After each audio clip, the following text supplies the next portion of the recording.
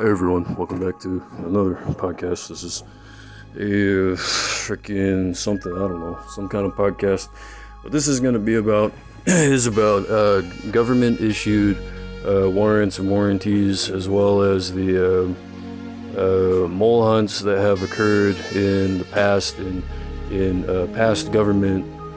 You can read about it in all kinds of books, fictional, non-fiction. It's these stories are very accessible, but it's all about how there actually were no moles, and it was all just transformers of sorts, like kind of like you could call them disinformers. I mean, maybe it's something like game informers. If you've ever heard of strategy guides, and the guidelines, the rules are more like guidelines in some cases, but not all cases. So when you're able to kind of bracket, the information, when you're able to bracket it in like a format of law, in a format of judiciary, legislative, executive style of CEO,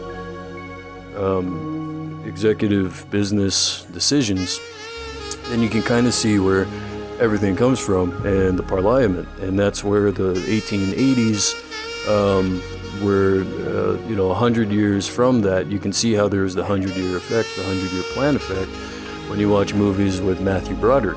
And Matthew Broderick was very well aware, very intelligent, and he was in quite a few movies that, and you're sitting there just listening to this, and you love this information, and you hit the walls, and just tap the walls lightly, and then when you're able to finally see what it is that I'm talking about, you realize everything is actually, the alarms have been neutralized, the conduits have been taken out from the electronics area, and the power plants have been considerably damaged in the areas of Hoover Dam.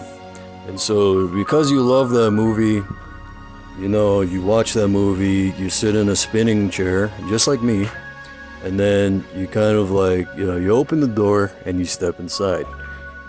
And then there's, the figments of imagination start coming back to play, and Parliament, quite the pungent scent that you've been wearing, you're walking around with that.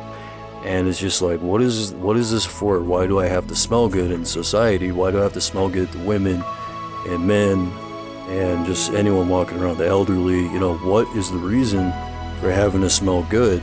And it's just, it's a matter of sitting in the throne, having your arms set there, kind of like the kings that you've seen from Mordor, or, with mithril armor, Addy trim. And Audi trim, and there's a fixation of sorts on this idea that people are stalking and are stalkers. But then when they're able to become like vultures and fly up onto the poles again, you realize that the political poles have been affected only from an inside type of point, and we've flagged that numerous times. And how many times have you seen the color brown? You know what I mean? So if you're kind of understanding where it is that I'm coming from, you realize this is a very, very interesting game of sorts. But there's no rules that apply in a game-ish type of way. It's more like a persona that you wear. It's more like the hospitalization of constructive wording that would be, kind of criminal, like kind of looking toward a criminal organization that creates fallacies and, robs people of their strength and their joy. And so spiritually speaking, it's just kind of like, can I have that back? And, you get kind of frustrated about it. There are multiple buyers of the same piece of information, but you don't know what you're getting yourself into until you finally are able to inform yourself, educate yourself. And for myself personally, it has taken a long time to be able to think my way through all these freaking years, because wherever you are, there you are, or go. And ergo, you sit in that chair and, you flip it over, kind of like Sector Z, and what is it? Bose, it's kind of like a Bose status.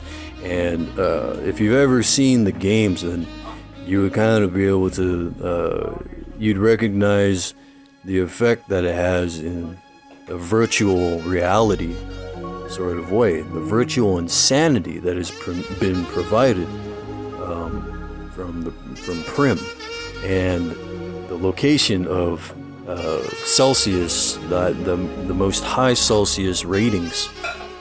And there's when you think of the word trafficking, you think of these floating apparatuses that are suffocating in the air, and it's like how do you fly through all that? How do you fly through all the fog, the clouds that mystify the viewers? And it's just like there's a remnant of the past.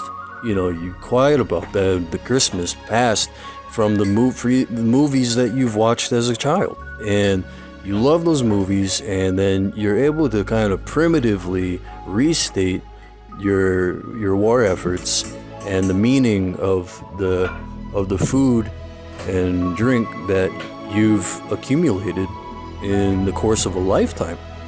So hundreds of years later, finally you wake up, chaos before organization. It's a revolution that's occurring. You see the revolution, and then you just kind of look at the environment more than you look at the actual subjects. And then it's just you revolt, and suddenly, you're back to that's pretty smart. You're back to the drawing board with all the scientists standing around, and don't set the claymore off or whatever the fuck that thing was called. If it's plastic, don't touch it. All right. So you have a wonderful one. You have a good one. Thank you so much. Eat the cheese, and just keep eating. All right. And then come here. All right. No, I'm just kidding. Don't do that. But at the same time, watch those previous podcasts, especially the ones that turn you on to the information that is available. And provide yourself with some, protection mechanism of a Transformers type of protection and drive.